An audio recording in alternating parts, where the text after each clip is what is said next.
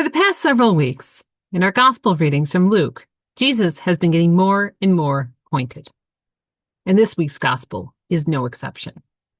Jesus is always good, but he very clearly was not always nice. While we may have this image of Jesus as a head in the clouds hippie walking around Galilee telling everyone that he loves them and God does too, there is an edge to Jesus' love.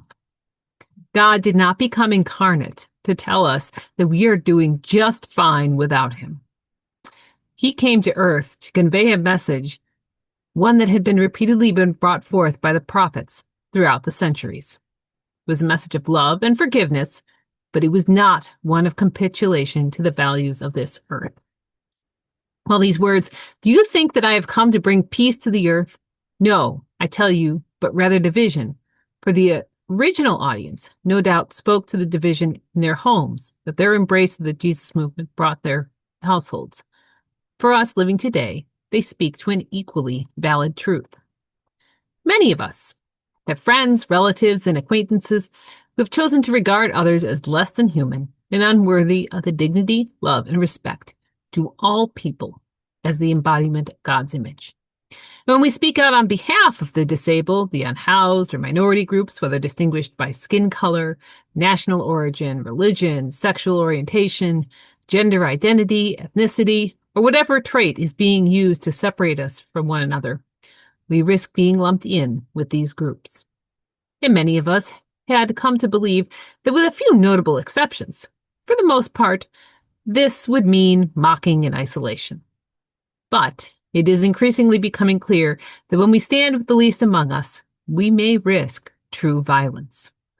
Not quite the gruesome scenes that are recounted in Hebrews, but certainly physical abuse.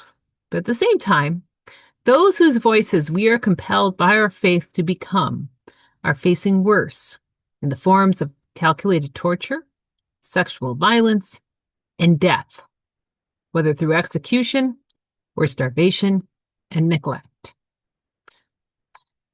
Children, newborn babies, women, doctors, nurses, and other civilians are facing a choice between death by bullets and bombs or starvation in Gaza.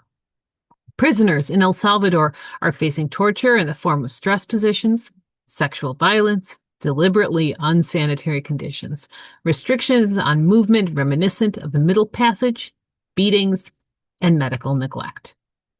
Across Ukraine, families live in constant fear of a conquering army that has systematically used rape as a weapon, tortured and murdered civilians, and has bombed hospitals, schools, and even nuclear power facilities. And here at home, our capital city has National Guard troops patrolling the streets, most of whom do not particularly want to be there, and signed up to serve as emergency relief workers after natural disasters and to serve in armed conflicts overseas. But some of whom seem to take pleasure in bullying and abusing others. Again and again, whether here in Buffalo or around the country, we have seen scenes of men, women, and children being abducted off the streets or after attending scheduled immigration appointments by gangs of masked individuals who claim to be from the government, but who bear no identification and drive unmarked vehicles. And predictably, while most of these arrests are being done by actual government officials, there have also been several reports of imposters using these same tactics to kidnap and abuse immigrants and others who may simply not look white enough.